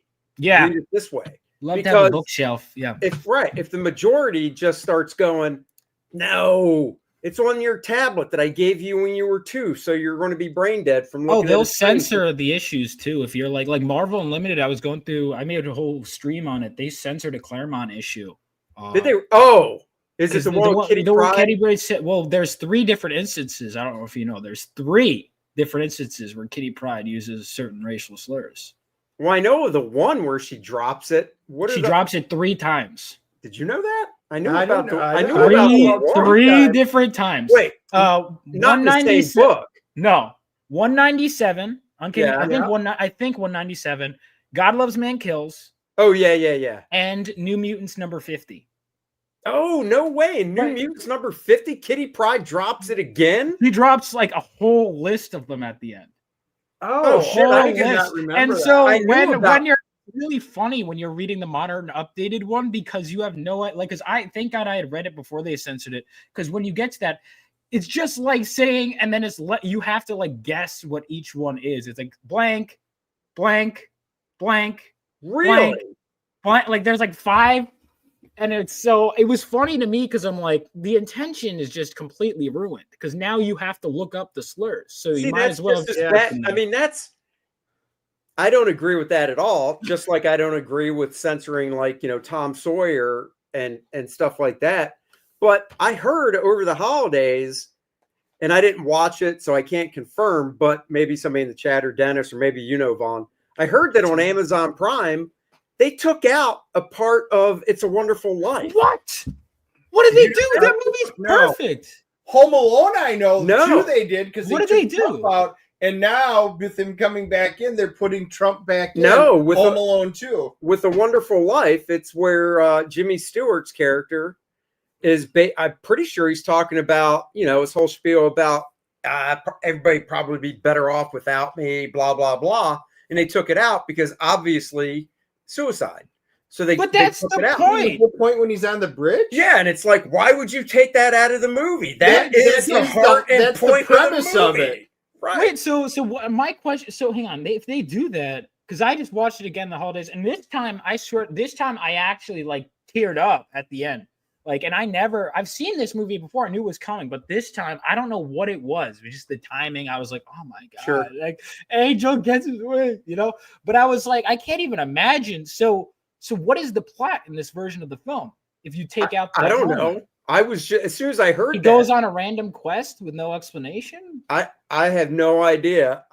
He's Googling it to see what the exact deal is, because, you know, I think that's a movie that on Christmas Eve, one of the networks, I believe, still plays it. And I don't think it's edited there, but I heard Amazon Prime did do that. But I mean, shit, Dennis and I went to see a movie. Well, I mean, we see one every week, but one of the ones we saw last year was produced by, you know, Amazon and, you know, some other companies, how they mass produce something. But it had a freaking trigger warning before the movie. You remember the one I'm talking about? Yeah, because we were laughing. We were like, are they really triggering? They warned us before the movie. We're like, oh my God, is it going to be that bad? And then we got done with the movie and we're like, did you need a warning? I'm like, no. And it was, and I think it was already an R-rated movie. So it's like, and it was about basic, you know, it was, I can't remember the name of the movie, but it wasn't, I'm pretty sure it wasn't like a rape scene, but it was still, you know, a violent sexual assault type scene, whatever. And, you know, we see the trigger warning before the movie and we're like, all right, now it's got to be so apparent. It's just going to smack us in the face. We'll be like, oh yeah, I get it. No, movie ended. And I'm like, yeah, no, there was no reason to. You have to like figure out what set them off. It's nuts. Yeah, there it is. The scene with George Bailey looking at himself and wondering if he would be better off dead is the turning point of the whole film. Right. In this scene, he looks at his life and speaks of how he will be more valuable dead than alive. Yep, they ripped it out. They took it out. That literally is the point of the entire movie. Amazon did. Yeah. Oh, I mean, it's just like, what are you doing? Stop doing stuff like that, because like you said, that is the point of the movie. And, you know, if you're watching it with, you know, I mean, that's a movie you can watch. It's all ages. Dude, they're starting to run warnings about heterosexual relationships on movies now. No shit. I saw Chris Gore tweeted out the other day. I saw that too. I'm like, did you see? Are you serious? What? I didn't see that. Did you see Psylocke and Rachel Summers are a couple now? Yes. Really? When I say see it, no, because I don't read it anymore. But I have heard that because, you know, everybody knows I was an X-Men guy. So they love giving me little tidbits when they see me. Hey, did you know? And I'm like, yeah, no, that's another reason. Well, here's the thing. Claremont did plan on having Rachel be bisexual, but it's like, I just don't see those two.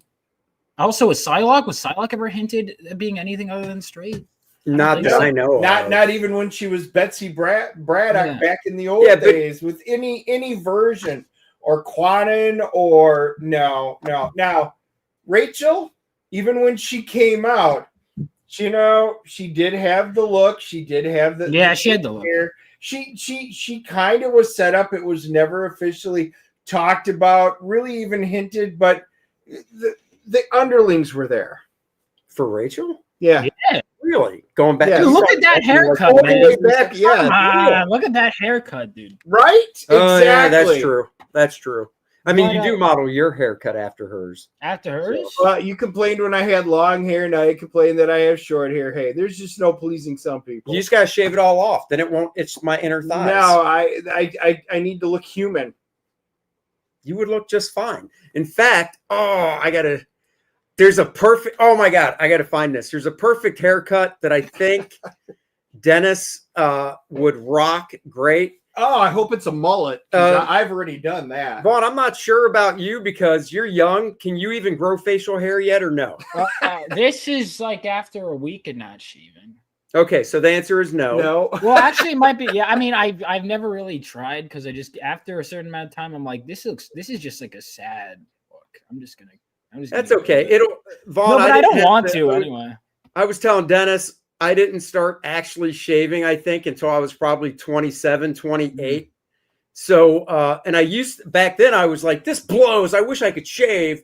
And once I had to all the time, I was like, yeah, wasn't too bad when I didn't have to worry about it. Hey, So, Don brings up a point. The Don says Betsy was Archangeling Warren's ex-Gene back in the day. They made a great couple. Yeah, they did. Vaughn, you probably just read that. I think I just got to the meeting, but I don't even know if they had a formal, because I just read Extinction Agenda, which is the first time they're together in a comic that I can recall. Well, I guess technically technically they team up together in Inferno. So this is the haircut I think Dennis would rock. It's called what do they call it? It's got a name? Yeah, it's called the circle beard. It's called the half Andy. Nope, it's called the circle beard. Check this out. The dude shaves his whole head except for the front part, as you can see, and then the beard goes around your chin to the front of your. It is, dude. What are you serious? I saw this scrolling through Facebook the other day, and I actually sent it in our professionals private chat and said, "Hey, Art and Billy, now you guys can catch up to Graham, Aaron, and myself and Dan." Nice, incredible. But I'm willing to bet after this actor got paid to do this, he was like, awesome. Now shave the rest of that shit off my head so I just have a beard. Because there's no way somebody's walking around like this. There's just no way. This is worse. Is this not worse than a man bun? This is fucking I terrible. want to see the complete one. It is. The side profile is just brutal. Yes. Yeah, this is worse than Harry Osborn. Dude, Harry Osborn in the new show, I was like, who is who? What? I know. I was it's like crazy. I can't wait to see what this looks like when I want the back shot and the front shot to see, because look, they're even doing. Why? Oh my God, he's waxing the middle. Oh wait, it gets worse. They're waxing up his nose. You can tell. You can tell when the dude yanks it out of his nose. He almost tears up too. Oh, he's like, oh yeah, that hurt. Now he's getting a little face cream because that is a lot of manscaping just to shave your back of your head. I know, like, dude. These guys have too much time on their hands. I'm telling you, this actor, as soon as they said cut, there you go. Look at that. Oh yeah. Oh man. Yeah, Dennis, this is you for next No Shave November. It is like Two-Face. It is like Two-Face. I'm telling you, you're looking at, or maybe they should do each of the sides, and then it can be the. It kind of looks like Cameron Hodge. What were they? Quinticons from the Transformers, where they had the different facing faces. Oh my God, this is hideous. It's Vaughn, kind of like a RoboCop, man. When he's got like the head that's like that. Yeah. Yes. That's what he kind of looks like. Did you ever see the movie Tropic Thunder? Oh God, I love Tropic Thunder. Great movie. Tropic Thunder is great. All you want to do if you ever saw somebody like this in person is go, oh my God, you went full retard. You never go full retard. Yeah. And this dude went full. Look, now they're showing him before and after like he's proud of it. Wow. Yeah. Okay. Randy Howell says 2 more backers and Vaughn will get that cut. There you go. No, thank you. Yeah. So that yeah, would I have just to had be to like an insane tier for me to do that. Like, don't get me wrong, I want to get funded. I'm thinking the same thing. Reverse RoboCop. It was like reverse RoboCop. It really is. That's leave it to Joe. Hey, so do you want to? I see there's a video there. Do you want to play your video? Yeah, let's go ahead and let's play that trailer. Play the trailer, then take us through the tiers and all that stuff. Yeah, sounds good. Oh, right. I forgot I'm controlling it. I was like, where are you at? I just want it to be like the Crusader. I love that. By the way, you need to do a spin-off with these guys. Oh, the Crusader. Well, that was as I was planning out my world, and I was like, oh, well, here's the heroes that it would be set after World War III. Here are the heroes that fought during it. I was planning out the history of the world. I was like, this is a story. So I'm known from the beginning. They are cool. I've known from the beginning that I've wanted to do this, the Crusader Corps, and already within day one of it arriving, people are like, where's the Crusader Corps? And I was like, I'll tell you, let me see how well those Phenomenovas numbers do, and I will happily crowdfund Crusader Corps. I think they look cool, but obviously the main character there is just awesome. Oh yeah. And by that he means the girl with the hat. Yeah, her. Yeah. Well, I it's mean, just because she has a short skirt, so I can put the mirror on the top of my shoes like I did in high school. and like the funny thing too, well, so this is only some of the characters that fought during World War III. Because this is obviously the most expensive spread because you had to pay for each character design. Some of them only show up, but it's like there were more characters that fought during World War III than this. It being a world war. And also an indicator that someone is here does not mean that they A, survived the war, or B, right now, if you read, I won't say it, obviously you'll find out about one for now, but the status of two of them by the end of Phenomenova Issue 1. Yeah. The rest, I don't know, they'll show up when they're relevant to Phenomenova, but if you want to guarantee that you see them, Crusader Core is where to go. I'm not going to withhold stuff that I hate when they withhold stuff that's essential to the present to make, because we're doing a spinoff. That I'm not doing. But really, I've already given you all the essential backdrop information. I'll drop stuff in when relevant. But if you want the full story, Crusader Core, you're gonna have to. We're gonna have to keep those Phenomenova numbers up, and I'd love to crowdfund this book. I'd love to do a prequel story. There's so much I want to do with World War III. And oh my God, I've had much fun. Hey, just think, you never know the way everything's going. Well, hopefully not now because we got the right guy in office. But before that, you could have experienced it for real. That was I was at first. It's actually funny because there were plot lines that I was coming up with, and then I started seeing headlines. This is not funny. This is too bad. You were like, hey, that's my plot line. Yeah, I was like, I'm suing the real life writers.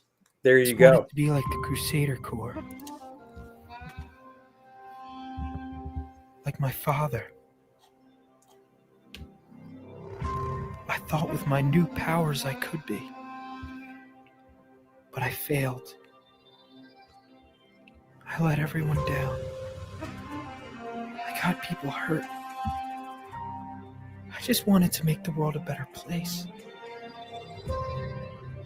And instead I made things worse. But now I have the chance to make things right with the help of one of the Crusader Corps. The Phoenix section.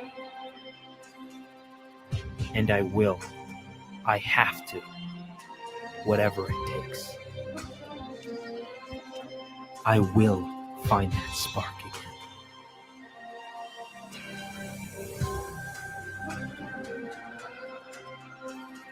Oh, nice Mike Barron quote. It is. Oh yeah, when he told me he liked the book, I was like, "Can I get a quote?" I mean, dude, spoiler alert. You just let everybody know he got backhanded by that chick. Come on, that's a big spoiler. That's cool.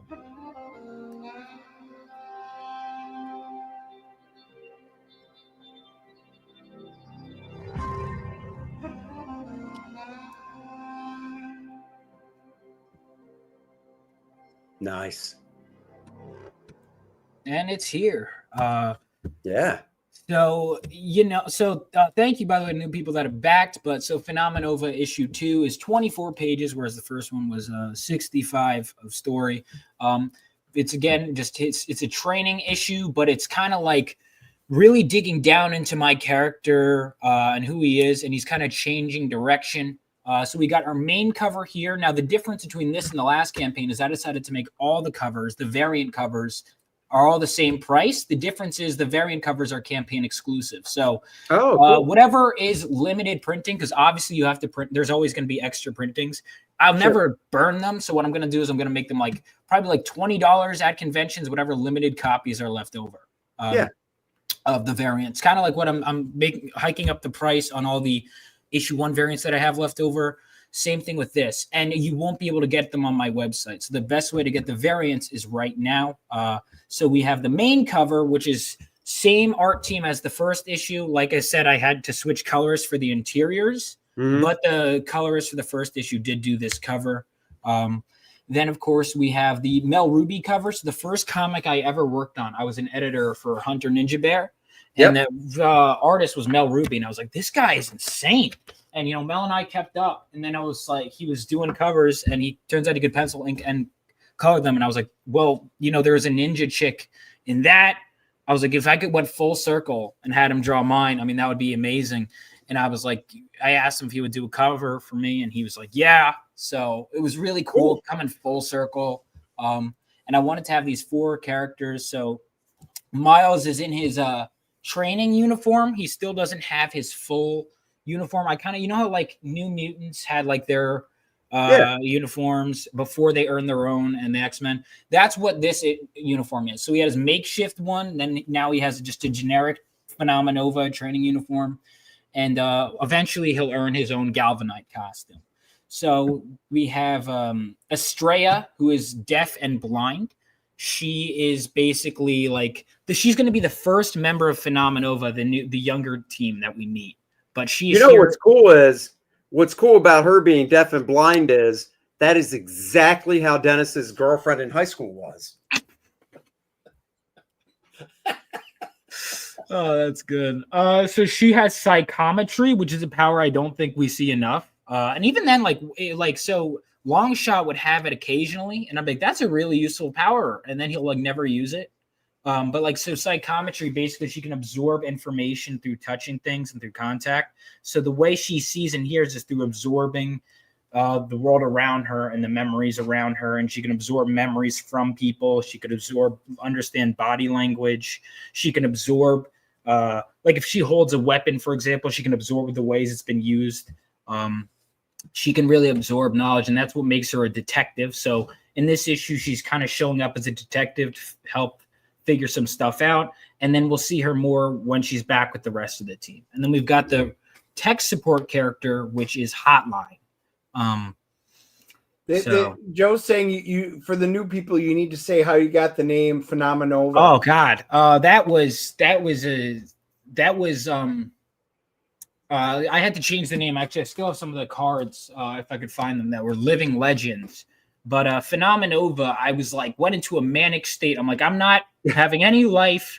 And I did the same thing again when I changed my main character's name, until I come up with a new name for my comic. And one of the names I ended up going, Crusader Corps, that could work for the World War III team. But I was doing it. I needed to be something that was fresh, something that was new. Sure.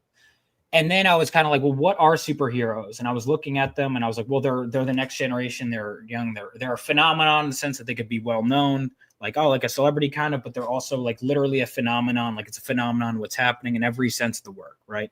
Put that somewhere. And I was like, well, Nova, like what? They're kind of stars. Well, like Nova's, that's a young, bright star that shine. It's energy. And I ended up. I was just looking at my words, and I was Phenomenova. I was like, I like that. And then I was like, I like that. And I thought on it. I had a list. And then at the end of the night, I'm like, Phenomenova, I'm sticking with it. And then I'm laying in bed content for a minute. And then I go, actually, it sucks. And I'm like, all right, I'm going to sleep. And I went back and forth for a few days. And then finally enough people told me they liked it.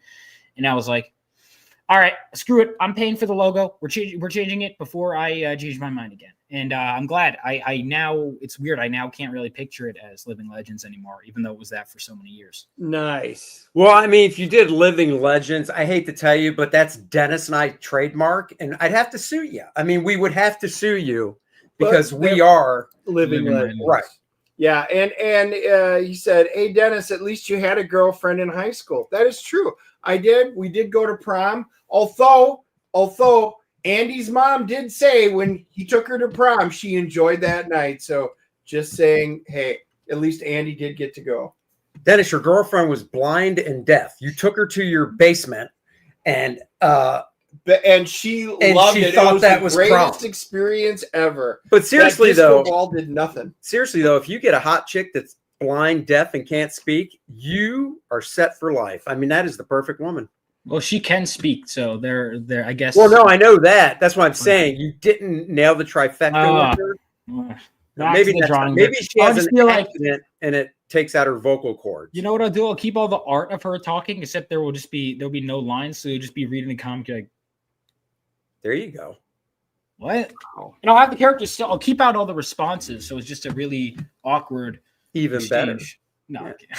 So okay, so who did this cover with her on it? Mariano Chapo, and the colors are by Nick Capone. So he actually just did a Vampirella Holiday special. He just did the interiors for that. He's a Yeah, QB. that's the They're both cover I QBs. backed. I love that cover. It's very much like the Scales of Justice of Tyr for those of you Forgotten Realms fans out there. That's exactly what it reminded me of. So that was a no-brainer for me. Or lawyers, Scales No. of Justice. Yep, wrong. Yeah, I when I was doing it, I was like, I was gonna hire him to draw a cover with because I was like, we have all the chick covers. We've already seen the blonde kid a lot. Let's do one with just them. And he drew a cover that was just them, like a thumbnail. But then he also was like, just for fun, I drew this and drew the scale. Initially, it was both chick characters. I was like, holy, you know what? Screw my original idea, what I hired you for, because this guy had done Vampirella. But I was like, screw that, man. Do this and just instead put the one character, the hot tech support chick that I hired him to draw didn't even end up being on the cover, which is fine because it was so cool that I was like, yeah, I mean, he's weighing them against it. He's in the lower one. She's better, works. And then, of course, we have Dawn is in the chat, the Dawn cover. So this one is going to be a Fun My Comic exclusive. We got the Dawn Draws cover right here. Admiral's asking if that was an homage cover. Not to my knowledge. Someone had said that it was like similar to a shadow cover on one of my streams, but I don't know. Yeah, I don't know. But and then the back cover is done by my buddy Bobby. He did the Bloodstrike homage on issue 1. Cool. And then he wanted to do another black and white, then turned grayscale cover for this one. And I think it works. So his symbol in the actual book is like this. There's no lightning bolt at the bottom. But Dawn drew this. And initially I was like, should I make him change it? And then I'm like, no, it looks cool. It is different, but I'll let him keep it. And then Bobby liked it and he put it on the back cover. So we also, I was gonna, initially I had my favorite interior page posted here, but I decided to reserve it. So you guys are getting 3. Because I'm like, if I show too many, that's too much of the book. And then we have a fan art contest going on too. The winner will get their piece put in the back of the book. Nice. I will not be entering that, just so you know. Yeah, don't waste your time. Yes, there's no point. Stick figures will not make your cut. Dennis, he was making a joke. He said it. I was making a joke. It does remind me of And Justice for All by Metallica. That an homage cover of that could be really cool though one day. If I ever do that as a cover, if I have an Estrella storyline that I can make that fit, that could work. Yep, and it's not trademarked. Ding. Yeah, exactly.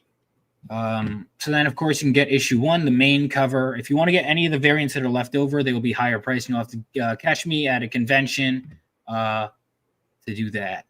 Cool. And finally, we have this. If you missed the chance to back day 1, you weren't able to get this Golden Gallant trading card. But the Funding Gold trading card, if it funds everyone, because I want there to be something exclusive. So even if you just back the main cover, there's something you get. Sure. Free with your order that not everyone else can get. So this trading card is free with your order if you back the book. And then my friend Jules, Juju, as a lot of people know her, will do a 10K stretch gold trading card if we get that. And that includes from all campaigns. Kind of stole that idea from you. Remember when Kor-Drath, you were like, we get 100K and that includes Kickstarter. Yeah. And I was like, very nice. Very nice. So, guys, go back that. The link is in the description and has been posted.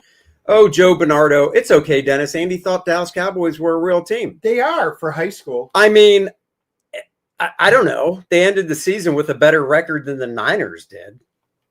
So, and I like to think about the present, not the past. And presently, they ended with a better record. So, Joe. Wow, did they really end with a better record than the 49ers? They did. Wow. 7-10, 6-11. Wow. Yeah. Wow. Those are some good losing records. They are. The Packers will be on the couch watching a big game in a few weeks. Yeah, but they're at least there now. They're still warming up, stretching up, although my boys are hurt.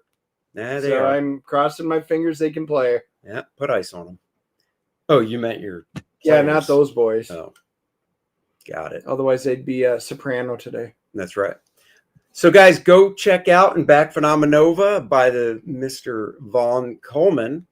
Thank you. And the link is in the description below. I still need to decide on what cover I want. I know which one I'm leaning towards. So I'll make that decision tonight. All right. Thank you. Yeah, guys, Back it. YouTube and Rumble users, the description is in the link. If you guys are watching on X, which it looks like 2/3 of you are watching today on X, the descriptions will be in the comments for the links that are out there. Randy has posted them, and he's done a great job. So all those links, no matter how you're watching, you have the links to both Vaughn's campaign and Reilly's campaigns. That's right. And of course, there's Kor-Drath vying to the awakening. So whoever took that shot at us saying, I know what I'm not reading. That was him. Oh, okay. Well, the update is there's 6 pages left of coloring. All the lettering is done and proofed, and it looks good to my eyes and Dennis's. So now it's off to another proofreader for a fresh set of eyes to read it and see if they pick up anything. And I just need to sit down and start putting the few things that I can put together for the printer together. And the game module is at the printer. So is the Doom mini print. So is the Adriana trading card. So that module. Yep, I said that. The module. So the stuff is getting worked on there. So the campaign will be coming down sometime in February. So if you want a t-shirt, if you want one of the Adrianas, you better get those pretty quick, because those that will be going to the printers, and we'll have to go cut that off. So if you guys want one of the awesome new Adriana t-shirts, you might as well back that, get your size in there. And yes, we do get questions on it. The sizes run exactly what you would expect. So if you are a medium, these will be a medium. If you like to shrink them, go one size bigger. And don't worry, the shirts come in pristine mint condition with sleeves, not like what Dennis is wearing right now, where he had to abuse a shirt like he abuses his girlfriends from high school. Don't worry, I'll be removing the sleeves off the Adriana in order to wear them. He thinks the guy's going to charge us less if he takes the sleeves off. And I'm like, Dennis, that's not how it works. You're paying for sleeves. I have to pay somebody to take my sleeves off. Wow, I'll do it for free. I got a knife. I know you do. We got preview pages up you guys can check out. I love the flashback page of a younger Kor-Drath and a younger Adriana. Yeah, coming out of the water, glistening, if you will. Why am I getting text messages? Because somebody's texting you. I know, it's my wife, and she knows what I'm doing right now. The black and white edition of the book, guys. If you like the line art and you still want to read it and get that old Savage sort of Conan magazine type feel, black and white, way to go. Of course, like we said, the game module, check that out. Dennis wrote up a new game. It's great, totally different story from inside the book. So even if you just want to read a different Kor-Drath tale, you can get that. T-shirt, like Dennis said, couple different size posters featuring Lilith and Adriana by the great Bud Root. Those were, of course, the variant covers. And Rini Strakalski did a cover for us. Yeah, take care. The black and white version of her cover is only available in the collector box tiers right here. Speaking of, yeah, you got to show the new Dennis and I got to box. start putting them together. We got a bunch of these suckers in. So they turned out great. Yes, they did, and they fit it all. So go check it out. And Andy, will that be shipped in a different box? Of course it will. Our collector box will be shipped with bubble wrap in a bigger box. You can put all your Kor-Drath stuff in it and slide it right on your bookshelf. Yes. Kor-Drath, The Awakening, the layouts is just a book of all my pencil layouts before I start inking. So you can get a little peek behind the curtain. And of course, the mini figures are going to be going into production hopefully next week. So you want to get your order in for those as well, because we're not overprinting a lot, but we are going to overprint some, of course. So guys, go check it out. Link is in the description below. campaign will be coming down soon. Don't miss out. 7 backers away from 800. Let's go. Let's do it. Kor-Drath and Adriana are back to fight the evils of Vordoom, the Undying, the Necronite, Lilith. If you like Conan, Game of Thrones, and high fantasy adventure, you will love this book. So check that out, guys. And there he is, Vaughn Coleman, appearing next at Winterfest. Winterfest, and also going to be at a show called WildCon, like it's in Wildwood, New Jersey. So Nice. When's that one? That is the week before that. So it's not next weekend. It's the weekend after. It's going to be on a Saturday. So I will be at 2 cons this month. I'm trying to hit as many cons as I can, but, within reason. Sure. Yeah. We know how it goes. Oh, yeah. So I'm like, all these ideas sound great. And then there's this thing called money that you have to manage, which That's right. horrendous concept. Joe nailed it. Kor-Drath 2, Barbarian Badassery. All right, guys, we got to take on off out of here. Dennis has an appointment later. He's got to get home for. Yep. This Thursday night, Dennis and I are seeing a movie, as always, for the movie review for Friday. And we are seeing a movie that when Dennis told me, I thought, well, that's the story of your life. But now it's a movie called The Damned. Yep. And it's a horror movie, once again, like Dennis's There's life. subtitles called The Damned, Andy's Friendship. See, that's what it's all about. And it's an hour-and-a-half long tale. So Dennis will hopefully make it through without going to the bathroom, but only maybe 3 times. Now getting my extra large Pib Zero, so chances are that won't be happening. Vaughn, you're young. Have you even heard of a soda called Pib? Yes. Pib. Yes. Oh, my God. But you won't drink it because it's garbage. I've never right? drank it. I was never a huge soda fan growing up, to be honest with you. Oh, I'm sorry. And that is why, my friend, you'll live longer than Dennis. Yeah. Well, that and you're like 50 years younger. I was going to say there is an age difference, Andy. Yeah, there's a little bit of an age gap there. We'll say that. Yeah. So there you go, guys. Thank you for joining us, and catch the movie review of The Damned. Next week, our guest is a political cartoonist. I'm just going to tease it for that much. We'll give out the full name on the movie review Friday. Yeah. But it is a well-known political cartoonist that I reached out to, and he said he'd love to come on the show. So that'll be a little different. Different of a guest next week. So that'll be fun. So there you go. Vaughn, thank you for joining us. Thank you for having me. Good luck on your campaign and continued Thank you. success, and can't wait for number 2. That's right. Thank you. All right, guys. We'll talk to you all later. Everybody be safe. Be well. Go check out the landing party tonight on Graham's channel. Live long and prosper. Yeah.